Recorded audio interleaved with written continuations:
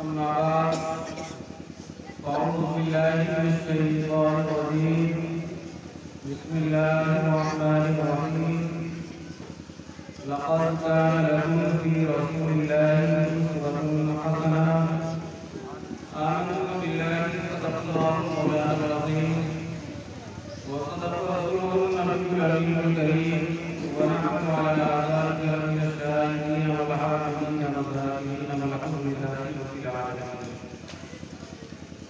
آئیے ہم تمام حضرات سے مرتبہ نہائی اور احترام کے ساتھ اپنی اور ساری کائنات کے مرکز عقیدت جناب احمد مصطفیٰ محمد مصطفیٰ صلی اللہ علیہ وسلم کی بارگاہ میں عقیدت و محبت کے ساتھ غلامی کا سجود پیش کرتے ہوئے بابا بلند مجھے پاک پڑھیں اللہم صلی اللہ علیہ وسلم.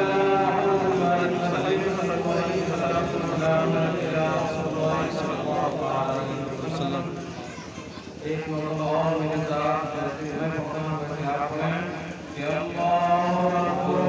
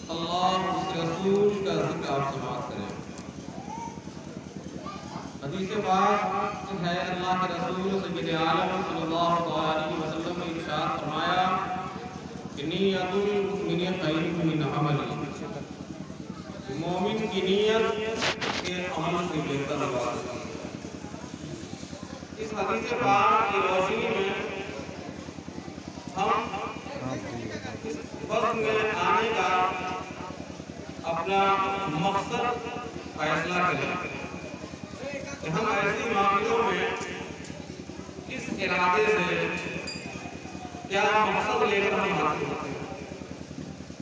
आज हमारे मामले का हाल क्या है वो बताने की जरूरत नहीं है। ये वो पाकीज़ा बज़्म है कि जहाँ हमें सिर्फ नेकियां ही मिलती हैं। इस महफिल पाक में दूर दूर तक गुनाह का तसव्वुर नहीं किया जा सकता।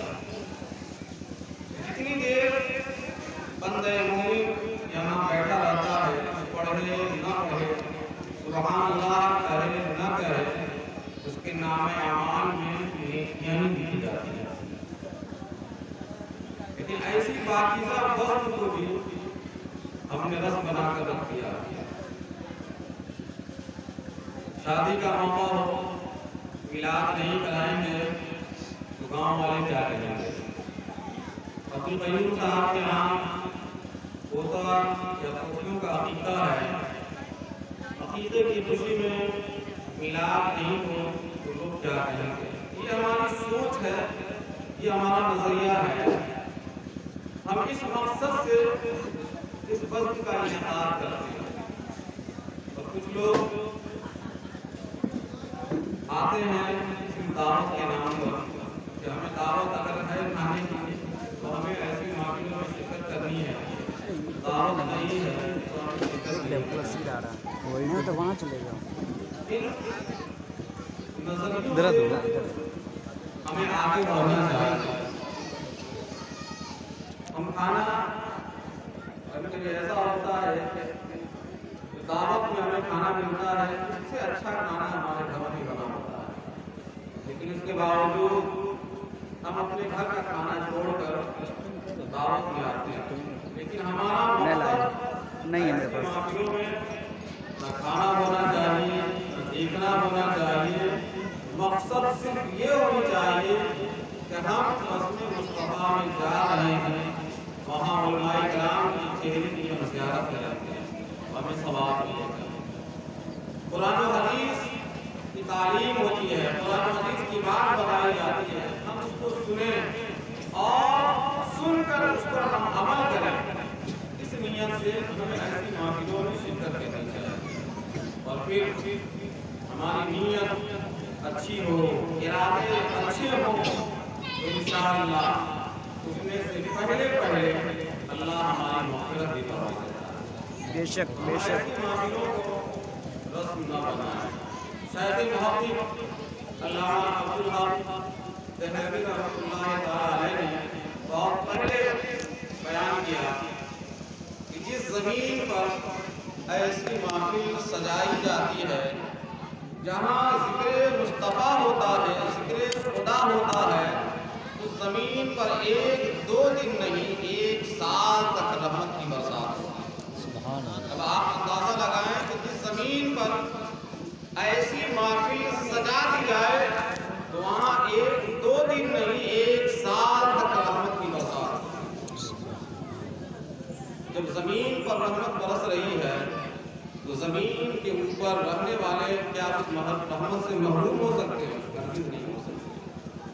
लेकिन हमारा जो नज़रिया है, जो सोच है, हम ये समझते हैं कि उलमाए किराम का काम है बयान करना और हमारा काम है सुनना। हम सबसे पहले अपने यकीन को मजबूत करें, यकीन रखें। और यकीन सबसे बड़ी दौलत है, यकीन बहुत बड़ी दौलत है। मैं आपको बताऊं कि मौलाए रूम ने एक वाक़या लिखा अपनी किताब में कि एक गररिया था, एक बकरी का चरवाहा था, जो रोज़ाना अपनी बकरियों को चराने के लिए चरागाह जाता और वो चरागाह उसकी आबादी में नहीं था। नदी पार करके उसे बकरी चराने के लिए जाना पड़ता था। और एक अना पीछे मल्लाह को देता ऐसे ऐसे तो नदी पार ऐसे जैसे वापसी में एक आना मल्लाह को देता तो फिर वापस आता। इस तरीके से सुबह एक आना खर्च करके और शाम में खर्च करके वो अपनी बकरियों को चराया करता था। مولانا روم لکھتے ہیں کہ اس بکری کے چرواہے کو ایک دن خیال آیا کہ علماء کرام بیان کرتے ہیں، امام صاحب بیان کرتے ہیں، عالم بیان کرتے ہیں کہ قرآن کے اندر ہر مسئلے کا حل ہے، قرآن کریم کے اندر ہر مسئلے کا حل ہے۔ تو اس انسان نے سوچا کہ جہاں قرآن کے حوالے سے، حدیث کے حوالے سے علماء بیان کرتے ہیں کہ کھانے کی دعا ہے، سونے کی دعا ہے، سفر کی دعا ہے، تو کوئی ایسی بھی دعا ہوگی کہ بغیر کشتی کے سہارے انسان دریا پار کر جائے گا۔ سیدھا سادہ انسان تھا، اس کے دل میں خیال آیا، اپنے مسجد کے امام سے ملا اور کہا امام صاحب جب ہر چیز کی دعا ہے وہ بھی دعا ہوگی کہ انسان وہ دعا پڑھ لے اور بغیر کشتی اور ملاح کے سہارے کے ندی پار کر جائے۔ امام صاحب نے سمجھایا کہ ایسی کوئی دعا نہیں، کہا کہ نہیں ضرور دعا ہوگی۔ اگر آج آپ کو معلوم نہیں ہے، آپ کے علم میں نہیں ہے، کوئی بات نہیں، آپ کتاب کا مطالعہ کر لیں یا اپنے سے بڑے عالم سے رابطہ کر لیں، پھر ہمیں بتا دیں۔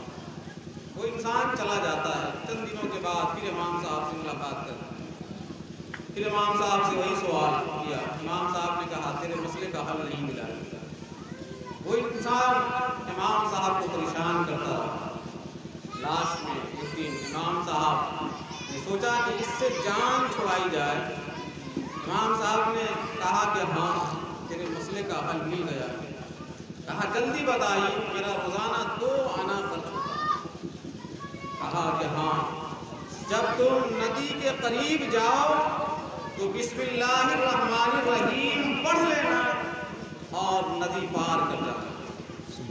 امام صاحب نے بتا دیا۔ وہ بکری کا چرواہا اپنی بکریوں کو لیتا ہے اور ندی کے قریب جاتا ہے، بسم اللہ الرحمن الرحیم پڑھتا ہے، جیسے ہی پڑھنا تھا کہ ندی نے راستہ دے دیا۔ سبحان اللہ، سبحان اللہ۔ راستہ دے دیا، وہ آسانی کے ساتھ ندی پار کر جاتا ہے۔ شام کے وقت جب وہ واپس آیا، پھر بسم اللہ الرحمن الرحیم پڑھا، پھر ندی نے راستہ دے دیا، پھر وہ واپس آ گیا۔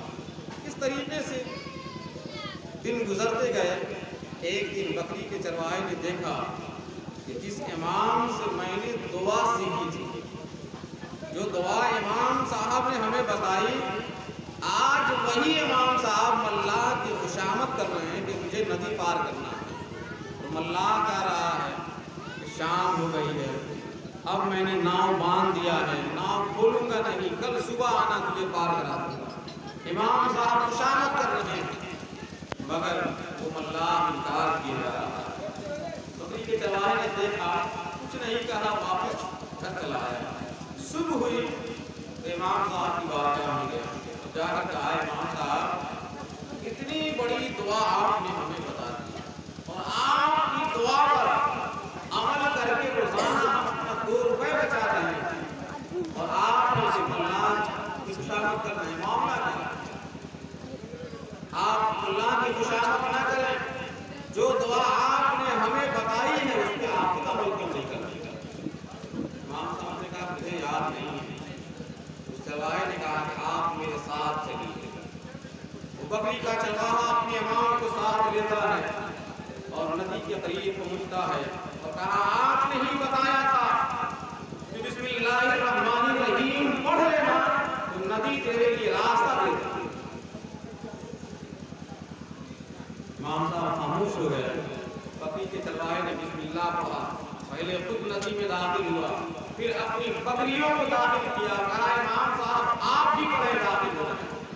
امام صاحب بھی داخل ہو گئے۔ تھوڑی دور چلنے کے بعد امام صاحب ڈوبنے لگے۔ امام صاحب ڈوبنے لگے۔ بکری کے چرواہے نے دیکھا کہ ہمارے امام تو ڈوب رہے ہیں، اپنے امام کے ہاتھ کو تھاما اور سہارا دے کر ندی پار کرایا۔ بات آنے کے بعد چرواہے نے کہا کہ آپ کی دعا بتائی تو میں پڑھ کر روزانہ کامیاب ہو جاتا ہوں اور آج آپ ڈوب گئے، معاملہ کیا ہے؟ وہ امام صاحب کی صاف دل تھے، ہمارے جیسے اگر مگر والے نہیں تھے۔ انہوں نے بہت خوبصورت جملہ کہا کہ سننے کے لائق ہدایت ہے اس پر عمل کرنا چاہیے۔ امام صاحب نے کہا کہ بات سچ ہے کہ میں نے ہی تجھے بتایا تھا، لیکن معاملہ یہ ہے کہ جتنا یقین تجھے تھا اتنا یقین مجھے نہیں، اتنا یقین تجھے تھا اتنا یقین مجھے نہیں تھا۔ یہی وجہ ہے کہ میں ڈوبنے لگا اور تجھے اللہ کے کلام پر مکمل یقین معاملہ کیا ہے کہ ہم صرف سنتے ہیں، مولانا صاحب لوگ بیان کرتے ہیں کہ قبر میں عذاب ہوگا، یہ ہوگا، وہ ہوگا، لیکن ہم یہ سمجھتے ہیں کہ مولانا صاحب کو بلائے اسی لیے جاتے ہیں، سنائیں گے نہیں تو کیا کریں، ان کا کام ہے سنانا اور ہمارا کام ہے سن کے سن ہو جانا۔ پیارے اللہ و رسول پر مکمل یقین رکھنا ہے، قبر و آخرت پر ہمیں مکمل یقین رکھنا ہے، عذاب قبر برحق ہے اس پہ یقین رکھنا ہے، قرآن اللہ کا کلام ہے، رسول اللہ کے پیغمبر ہیں، یعنی اس طریقے سے جو چیزیں بتائی گئی ہیں اس پر جب تک ہمارا مکمل یقین نہیں ہوگا اس وقت تک ہم کامیاب نہیں ہو سکتے۔ تو آج بتانا یہ ہے آج ہمارے معاشرے کا حال کیا ہے۔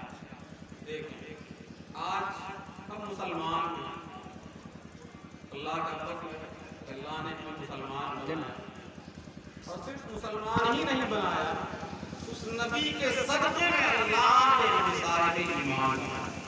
یہ کم بڑی بات ہے، ہم نے کبھی دعا نہیں کی تھی، ہم نے کوشش بھی نہیں کی، نہ دعا کی، اللہ کا فضل ہوا۔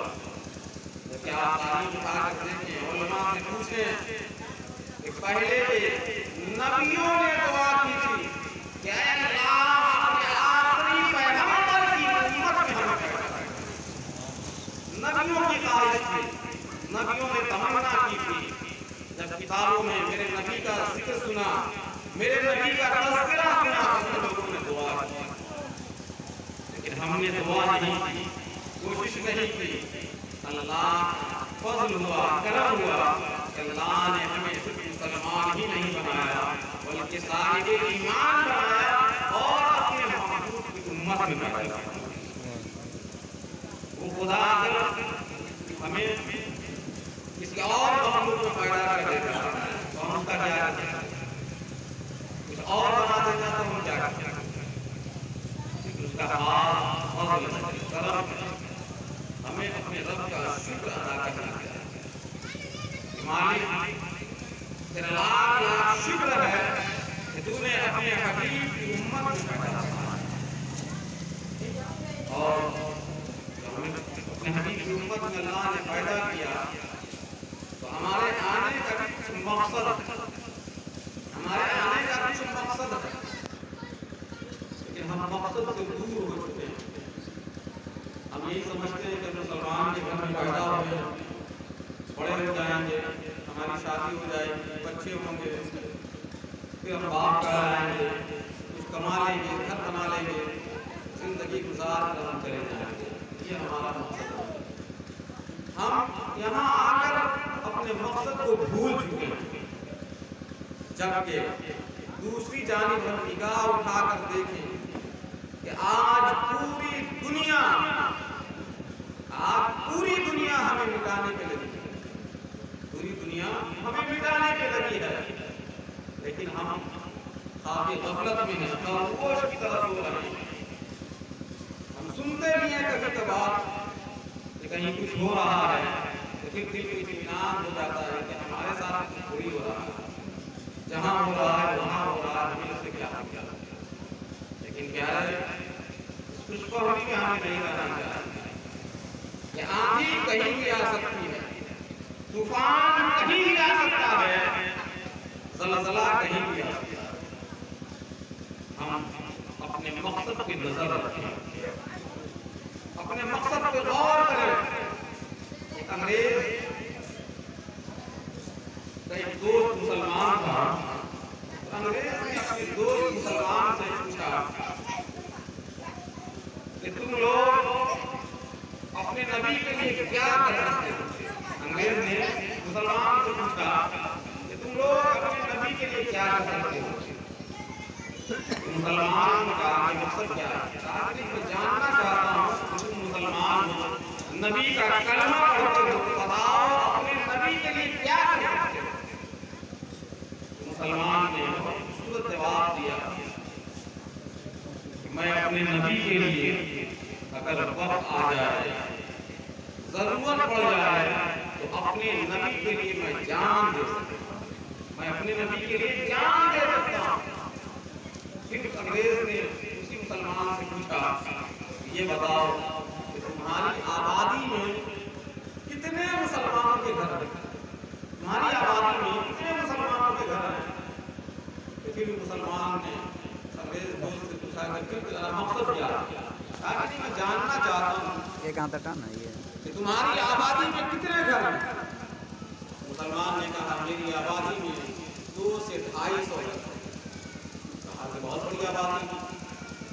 کہا یہ بتاؤ کہ 200 سے 250 گھر کی آبادی ہے اور اس آبادی میں کتنی مسجد ہیں؟ کہا ایک مسجد ہے۔ کہا کہ فجر کی نماز میں کتنے لوگ جاتے ہیں نماز پڑھنے کے لیے؟ پھر مسلمان نے کہا کہ پھر پوچھنے کا مقصد کیا ہے؟ انگریز نے کہا کہ تو میرا دوست ہے، دوست ایک دوست سے اپنے راز کو چھپایا نہیں کرتا ہے، بتا دیا گیا۔ بتاؤ کتنے لوگ نماز پڑھنے جاتے ہیں فجر کی؟ مسلمان دوست نے بہت خوبصورت جواب دیا، کہا کہ فجر میں 6 سے 7 لوگ جاتے ہیں نماز پڑھنے۔ کہا کہ 200 سے 250 گھر کی آبادی مسلمانوں کی اور فجر کی نماز میں 6 سے 7 لوگ جاتے ہیں نماز پڑھنے کے لیے۔ تو انگریز نے کہا کہ سنو، تم تمام جھوٹے ہو، تمہارا دعویٰ جھوٹا ہے، تم سچے نہیں ہو سکتے، تمہاری بات سچی نہیں ہو سکتی ہے کہ جو مسلمان اپنی نیند قربان نہیں کر سکتا ہے، جو مسلمان نیند قربان کر کے اپنے نبی کی آنکھوں کو ٹھنڈک نہیں پہنچا سکتا ہے، وہ مسلمان نبی کے لیے جان کب دے سکتا ہے؟ وہ نبی کے لیے جان کب دے سکتا ہے؟ جو نیند قربان نہیں کر سکتا ہو وہ نبی کے لیے جان کب دے سکتا ہے؟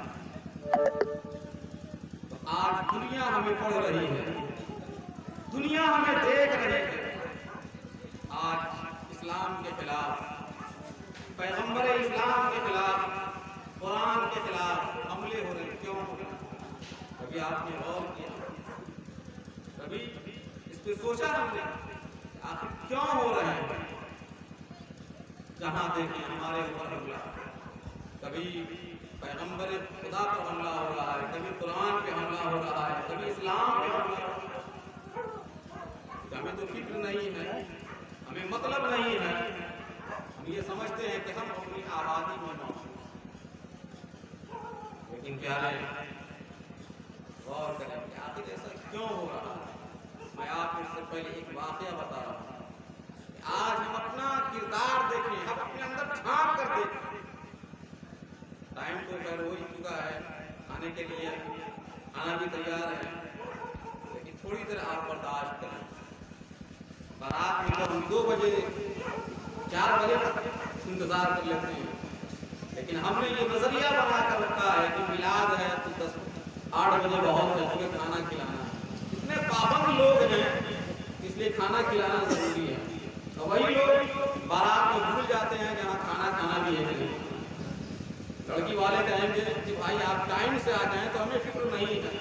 اس وقت کسی کو کھانا یاد نہیں یاد رہتا ہے۔ 10 کی جگہ 2 بج جائے کوئی بات نہیں، 4 بج جائے کوئی بات نہیں، بھوک یاد نہیں رہتی ہے۔ لیکن جب جہاں ذکر مصطفیٰ ہوتا ہے، ذکر خدا ہوتا ہے، تو بار بار ہم گھڑی دیکھتے ہیں، ٹائم ہو گیا، کھانا ٹھنڈا ہو رہا ہے۔ جس طریقے سے میلاد میں کھانا ٹھنڈا ہوتا ہے، اسی طریقے سے بارات میں بھی ٹھنڈا ہوتا ہے۔ آخر یہ تھوڑا نظریہ کیوں ہے جس سے ہمیں فائدہ ہو رہا ہے؟ یہاں آپ بیٹھے ہیں، کچھ دین کی معلومات ہو رہی ہے، چونکہ اس میں پھر میں کہوں گا کہ ہم قصوروار نہیں ہیں، کیونکہ قرآن نے ہی بیان کیا کہ ان الشیطان للانسان عدو مبین، کہ انسان کا شیطان کھلا ہوا دشمن، شیطان انسان کا کھلا ہوا دشمن، وہ کبھی نہیں چاہے گا کہ ہم اچھی بات سیکھیں، اچھی باتوں پہ ہمارا عمل ہو، اور جہاں خرافات کا کام ہوگا، 10 منٹ ہوئے ہیں، 1 گھنٹہ اور ہونا چاہیے، یہ شیطان ہم پہ قبضہ کر چکا ہے۔ بہرحال میں آپ کو بتانا یہ چاہ رہا تھا کہ ذرا اپنے اندر جھانک کر ہم دیکھیں ہمارے اسلاف حضرت بایزید بستامی رحمۃ اللہ تعالی، یہ اللہ کے بہت بڑے ولی، ان کا معمول تھا کہ جب سب لوگ کھا پی کر سو جاتے ہیں، پوری آبادی جب رات کو سو جاتی تو حضرت بایزید سے وضو کرتے، تنہائی میں مصلی بچھاتے اور اللہ کی عبادت میں لگ جاتے۔ حضرت بایزید بستامی فرماتے ہیں کہ ایک رات جب میں نماز پڑھنے کے لیے اٹھا، جیسے ہی نیت باندھی کہ اچانک میرے کان میں بچے کے رونے کی آواز آئی، بچے کے رونے کی آواز آئی۔ حضرت بایزید فرماتے ہیں کہ نماز میں میرا دل نہیں لگ رہا تھا، نماز میں میرا دل نہیں لگ رہا تھا۔ آج تو ہم نماز پڑھتے بھی نہیں ہیں، اور پھر بہت اچھا بہانہ ہوتا ہے کہ کیا کہ میں نماز پڑھنا چاہتا ہوں، لیکن نماز پڑھنے جاتا ہوں تو طرح طرح کے خیالات ہیں، اس لیے نماز میں دل نہیں لگتا ہے تو نماز نہیں پڑھتا۔ کہ بایزید بستامی سے پوچھیں، آپ فرماتے ہیں کہ نماز میں میرا دل نہیں لگ رہا تھا، میں نے جلدی سے نماز مکمل کی، اپنے گھر سے باہر نکلا، چاروں طرف غور کیا تو معلوم ہوا کہ ایک گھر میں بچے کے رونے کی آواز آ رہی۔ بایزید بستامی فرماتے ہیں کہ میں اس کے دروازے پہ پہنچا اور جانے کے بعد کنجی کھٹکھٹائی، اندر سے آواز آئی، کون؟ آنے والے نے کہا کہ میں تمہارا پڑوسی بایزید۔ کہا کیوں آئے ہو؟ کہا تیرے بچے رو رہے ہیں اسی وجہ سے میں آیا۔ کہا جاؤ تمہارا نمبر۔ حضرت بایزید بستامی فرماتے ہیں کہ میں چلا جاؤں گا، لیکن میں مقصد بھی جاننا چاہتا ہوں، سبب بھی جاننا چاہتا ہوں کہ اتنی رات میں تیرے بچے کیوں رو رہے ہیں، بلٹ بلٹ کر، چلا چلا کر میرے بچے کیوں رو رہے ہیں۔ جب حضرت بایزید بستامی کا اسرار بڑھا، گھر سے کنڈی کھولی گئی، اندر سے ایک عورت نکلی اور اس نے کہا کہ آج 3 دن ہو گئے ہمارے گھر میں چولہا نہیں جلا ہے، ہمارے گھر میں فاقہ پڑ رہا ہے، اور حد تو یہ ہے کہ میرے گھر میں ایک چراغ تھا جو رات کے سناٹے میں چراغ جلا کر اپنے بچوں کو تسلی دیا کرتی تھی، آج چراغ کا تیل بھی ختم ہو گیا ہے، اسی اندھیرے کی وجہ سے میرے بچے بھوکے بھی ہیں اور ڈر سے رو بھی رہے ہیں۔ حضرت بایزید بستامی فرماتے ہیں کہ جیسے ہی میں نے اتنا سنا، اپنے گھر آیا، گھر پہ جو کچھ تھا اثاثہ، جو کچھ کھانے پینے کی چیز تھی میں نے اکٹھا کی، چراغ بھی لیا، تیل بھی لیا اور لے جا کر اپنے پڑوسی کے حوالے کر دیا۔ بات ختم ہو گئی۔ چند دنوں کے بعد اس کا شوہر جب پردیس سے واپس آتا ہے تو آنے کے بعد اپنی بیوی سے پوچھتا ہے، یہ بتاؤ میں جتنا خرچہ دے کر گیا تھا تو خرچہ بہت پہلے ختم ہو گیا ہوگا، لیکن اتنے دنوں تک میرے بچوں کی پرورش کیسے ہوتی رہی؟ وہ خاتون جواب دیتی ہے کہ ہمارے پڑوس میں بایزید جیسا نیک انسان ہے تو ہم بھوکے کیسے رہ سکتے ہیں؟ جاؤ پہلے اس کا شکریہ ادا کرو، اس کی بارگاہ میں جاؤ، اس کا شکریہ ادا کرو۔ وہ انسان حضرت بایزید کے گھر کی طرف چلتا ہے، جیسے ہی اللہ نے ولی حضرت بایزید نے دیکھا کہ میرا پڑوسی آ رہا ہے، حضرت بایزید بستامی اپنے گھر سے باہر نکل گئے۔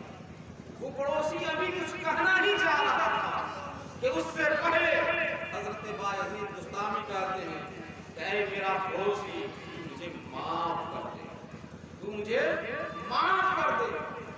اتنا سننا تھا کہ کوئی انسان سوچ میں پڑ جاتا ہے کہ ہماری غیر موجودگی میں انہوں نے ہمارے گھر کا خرچہ سنبھالا، ہمارے بچوں کی پرورش کی، اور پھر الٹے ہم سے ہی معافی مانگ رہے ہیں۔ معاملہ کیا؟ کہا کہ نہیں تو مجھے معاف کر۔ پھر وہ انسان کہتا ہے کہ مجھے معاملہ سمجھ میں نہیں آ رہا۔ کہا کہ نہیں پہلے تو مجھے معاف کر۔ اس انسان نے کہا کہ ہاں میں تجھے معاف کرتا ہوں، لیکن اے بایزید یزید ذرا یہ بتائیں کہ احسان آپ نے کیا، بھلائی آپ نے کی، مدد آپ نے کی، اور معافی بھی آپ مانگ رہے ہیں، معاملہ کیا؟ حضرت بایزید نے جو کہا تھا غور سے سنیے گا۔ حضرت بایزید نے کہا کہ میں نماز پڑھ رہا تھا، اللہ کی عبادت میں تھا، تیرے بچے کے رونے کی آواز میرے کانوں سے ٹکرائی، میں نماز مکمل کر کے آیا، دیکھا کہ تیرے بچے بھوک سے بلک رہے ہیں، تیرے گھر میں اندھیرا چھایا ہوا ہے، میں ڈر گیا کہ تو میرا پڑوسی ہے، کہیں خدا قیامت کے دن مجھ سے یہ سوال نہ کر دے کہ اے بایزید تو اپنے گھر میں مزے لے رہا تھا، نعمتیں میں بھی کھا رہا تھا، چین و سکون کی زندگی بسر کر رہا تھا، لیکن تیرے پڑوس میں ایک بھوکا انسان بھی رہ رہا تھا، تو نے اس کی مدد نہیں کی۔ حضرت بایزید کہتے ہیں کہ میں ڈر گیا کہ کہیں اللہ کی بارگاہ میں میری پکڑ نہ پڑے، تو اسی وجہ سے میں نے تجھ سے معافی مانگی۔ اب ذرا اپنے ضمیر پر غور کریں، آج ہماری صحابت کا کیا ہے؟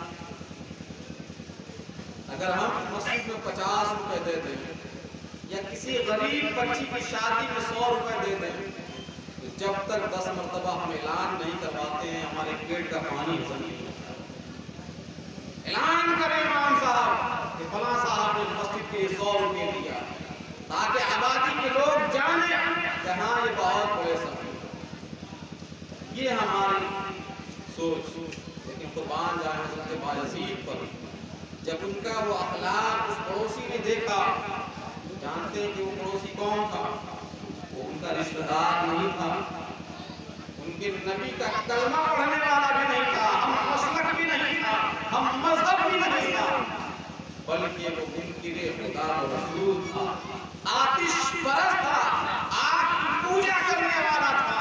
اس نے جب بایزید بستانی کی اخلاق کو دیکھا تو کہا اے بایزید، جب آپ کا اخلاق ایسا ہے، آپ کا کردار ایسا ہے، تو پھر آپ کے نبی کا اخلاق کیسا ہوگا؟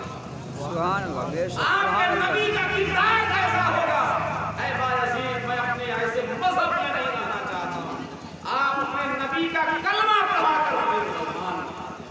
سبحان اللہ، ہمارے سبحان بزرگ اللہ۔ ایسے تھے، ہمارے اسلاف ایسے تھے کہ جن کے کردار کو، جن کے اخلاق کو دیکھ کر غیر کلمہ پڑھ کے مسلمان ہو جاتا تھا۔ اور آج ہمارا اخلاق کیا ہے؟ تو میں نے پہلے کہا کہ آج حملہ کیوں ہو رہا ہے؟ تو حملہ اسی وجہ سے ہو رہا ہے کہ آج کی دنیا ہمیں دیکھ رہی ہے، آج کی دنیا ہمیں دیکھ رہی ہے، یہ مسلمان ہیں، ان کا اخلاق ایسا ہے، کردار ایسا ہے، اسی وجہ سے دنیا ہمیں دیکھ رہی ہے، تو ہماری شریعت پہ بھی اٹھا رہی ہے، ہمارے نبی پہ بھی اٹھائی جا رہی ہے، پیغمبر اسلام پہ بھی اٹھائی جا رہی ہے۔ ہمارے اسلاف نے اپنے اخلاق کے ذریعے دوسروں کو کلمہ پڑھا کر مسلمان کر دیا، مگر ایک ہمارا اخلاق ہے کہ ہم سے ہمارا بھائی آج تک راضی نہیں ہو سکتا، ہمارے رشتہ دار ہم سے راضی نہیں ہو سکتے۔ یہ ہے ہمارے اخلاق۔ خدا اپنے اخلاق کو بلند کریں، ہم اپنے نبی کے سچے غلام بنیں، ہم صرف بزرگوں کی نیاز والے نہ بنیں، ہم نیاز والے بھی بنیں اور ساتھ ہی ساتھ نماز والے بھی بنیں۔ میں آپ کو آخری بات بتاؤں، خواجہ غریب نواز رحمۃ اللہ تعالیٰ علیہ کا یہ مہینہ چل رہا ہے، یہ رجب بہت بابرکت مہینہ ہے، بے شمار بڑے بڑے اللہ کے ولی کا اس مہینے میں عرس منایا جا رہا ہے، اور اسی مہینے میں میرے آقا معراج میں تشریف لے گئے تھے۔ خواجہ غریب نواز کا ایک قول سماعت فرمائیں۔ خواجہ غریب نواز فرماتے ہیں کہ جو شخص چاہتا ہے کہ میں اللہ کا نیک بندہ بنتا ہوں، خواجہ غریب نواز فرماتے ہیں کہ جو چاہتا ہے کہ میں اللہ کا نیک بندہ بن جاؤں، اللہ کا مقرب ہو جاؤں، اللہ کا ولی ہو جاؤں، تو اس انسان کے اندر 3 صفت ہونی چاہیے، 3 خوبیاں ہونی چاہیے۔ وہ 3 خوبیاں کیا ہیں؟ خواجہ غریب نواز فرماتے ہیں کہ انسان کے اندر پہلی جو خوبی ہونی چاہیے، پہلی جو صفت ہونی چاہیے، وہ سورج کی طرح شفقت ہونی چاہیے۔ سورج کو آپ نے دیکھا، सूरज जब निकलता है तो वो सिर्फ अमीरों के घरों पे रोशनी नहीं फैलाता है, चाहे अमीर का घर हो, गरीब का घर हो, बादशाह का घर हो, उसकी शुआएं, उसकी रोशनी सब पर एकसा हुआ करती है। तो ख्वाजा गरीब नवाज फरमाते हैं कि इंसान को सूरज की तरह होनी चाहिए, सूरज की रोशनी की तरह उसकी शफकत होनी चाहिए। हमारा जो किरदार हो वो सबके लिए एकसा होना चाहिए। फिर ख्वाजा गरीब नवाज फरमाते हैं कि इंसान के अंदर दूसरी खूबी ये होनी चाहिए कि दरिया की तरह सखावत होनी चाहिए। दरिया आपने देखा, दरिया का पानी कोई भी पी सकता है, दरिया से पानी कोई भी ले सकता है, किसी के लिए पाबंदी नहीं। ख्वाजा गरीब नवाज फरमाते हैं कि दरिया की तरह हमारे अंदर सखावत होनी चाहिए, दरिया की तरह सभी हम बन जाएं, सबके लिए हमारे हाथ खुले रहें, मदद के लिए हम तैयार रहें, भलाई के लिए तैयार रहें, अच्छी बात बताने के लिए हम तैयार रहें। दरिया की तरह हमें सफी होना चाहिए। और आखिरी बात ख्वाजा गरीब नवाज फरमाते हैं कि इंसान अगर चाहता है कि अल्लाह का नेक बंदा बन जाए तो जमीन की तरह उसे इंकिसार होना चाहिए। उसकी इंकिसारी ये हो, आजिज़ी ऐसी हो जिस तरीके से जमीन है, ऐसी जमीन पर लोग छूटते भी हैं, इस जमीन पर लोग अकड़ कर भी चलते हैं, घमंड करके भी चलते हैं, मगर जमीन ऐसी बुर्दबार है, जमीन की आजिज़ी ऐसी है तो सबको बर्दाश्त। तो हमारे अंदर ये तीन सिफतें होनी चाहिए। ख्वाजा गरीब नवाज फरमाते हैं कि जिस बंदे के अंदर ये तीन सिफत हो जाए, तीन खूबियां हो जाए, समझ जाओ कि वो अल्लाह का नेक बंदा होगा। तो हम सिर्फ चादर चढ़ाने वाले ना हो, न्याज वाले ना हो, बल्कि जहाँ हम ये करने वाले हैं वही अपने बुजुर्गों की तालीमात पे अमल करने वाले हैं। ये अकीदा की महफिल है, खाने का भी इंतजाम है, सब दुआ करें अल्लाह ताला अंसारी साहब ने जो अकीदे का एहतमाम किया, जिन बच्चों की जानिब से अकीदा हुआ, अल्लाह तमाम बच्चों को हर तरह की बलाओं से, परेशानियों से महफूज फरमाए। आमीन। अहले खाना को भी हर तरह की बलाओं से, परेशानियों से महफूज फरमाए। आमीन। आइए खड़े होकर सलाम पढ़ना।